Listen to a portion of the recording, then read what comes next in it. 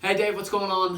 My name's Adam Peterson, and I run a business called Canine Blood Heroes, which is we run multiple local dog blood banks across the country. I'm in Idaho. We have 8. We're opening up our ninth in San Antonio.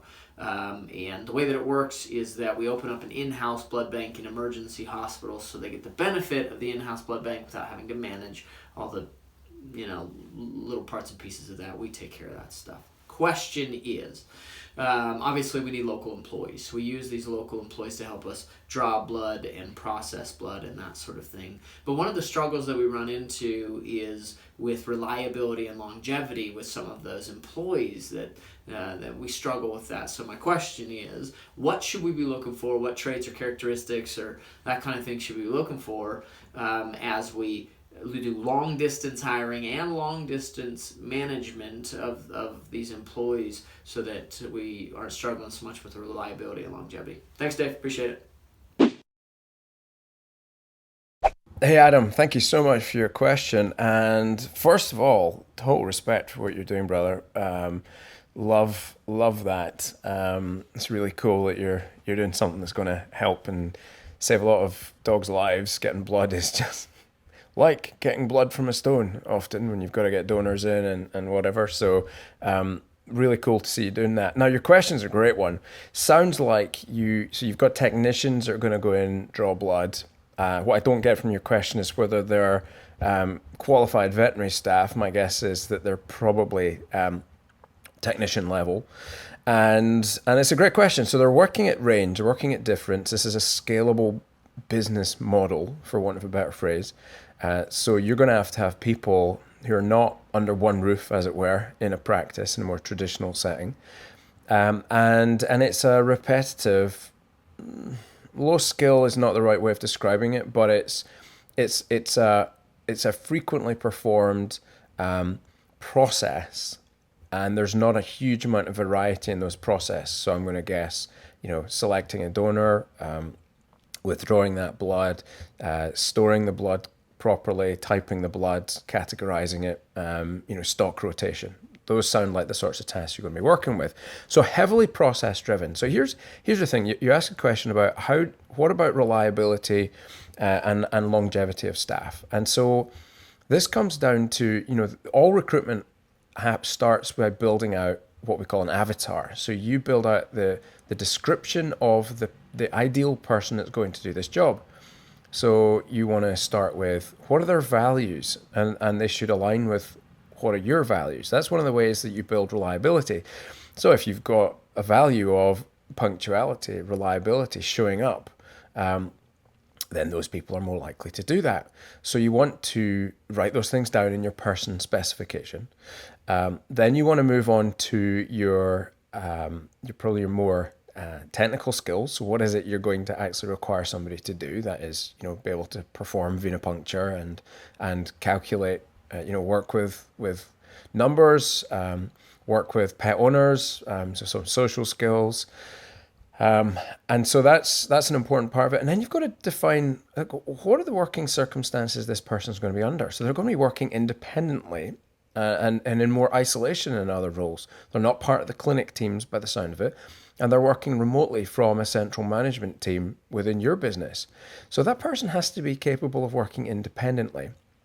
And I would suggest you are also working with somebody who you're going to have a limited opportunity for feedback.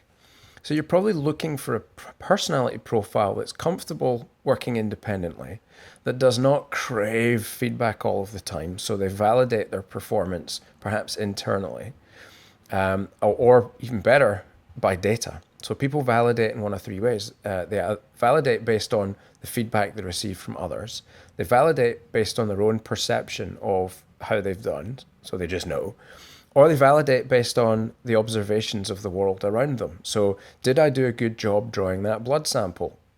First type, need their boss to tell them. The second type, just know. Like, yep, I totally rocked the socks off of that one. The third type, no, well, there was no big hematoma.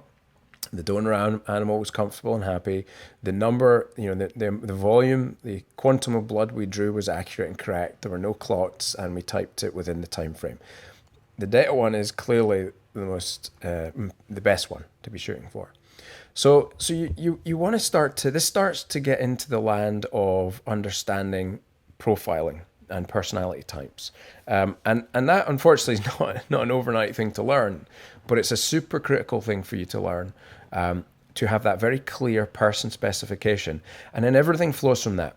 So your job advert has to speak to the person that you describe within your person specification.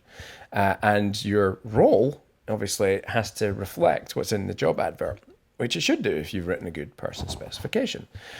When you do that, and you understand the questions you must be asking to elicit accurate answers about whether this person is likely to follow your processes. So they're going to have to be procedural. They like procedures. They're going to have to be comfortable working independently. They're going to have a value set that includes reliability, punctuality. And here's the last one, the longevity. They're going to have to be comfortable in a situation of stability and probably a low tolerance of change, which is probably okay for your business, right? So when you put those things together, you've got your values, you've got your independence, you've got your process-driven person, and you've got your desire for not much change. That's probably the persona of the person you're looking for, and your job ad just needs to speak to that person, and your process can look to confirm or rule people out accordingly. So that's how I would build a process around that. Everything in recruitment, everything in management starts with a person specification that is absolutely reflective of what your business is looking for, and the dimensions of that particular role. Most people don't do that. Most people go, let's write a job ad that roughly describes our ideal world without thinking about the deeper human factors that are involved there. So we'll describe the technical skills, but they won't think about the person's DNA, as it were, or their psychology. And so you end up with people who might be a good technical fit, but are going to get really bored because they like to be around people or part of a team. Or they're super excited because this is a new opportunity, but when it becomes obvious it's very process driven, now they're not so interested in it and they're going to leave.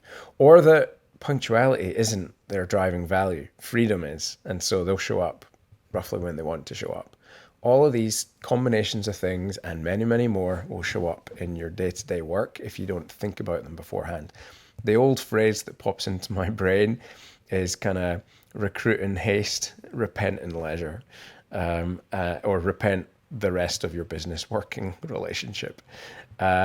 So lots of time and effort required in the planning phase, not just for you in this business. This actually sounds like quite a cool one to work on, and quite a nice one to build a profile for, but it goes for every business owner.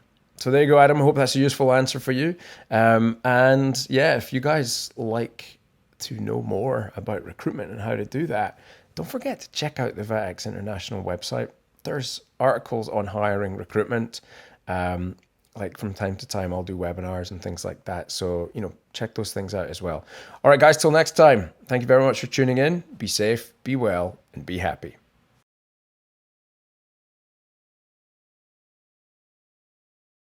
Now, if you would like your question answered, then the way to go about doing that is to record your own little video clip that you don't mind us using, because we will make you famous as well. But send in your video question, or you can send in on Instagram or Twitter or email it or DM it, whatever.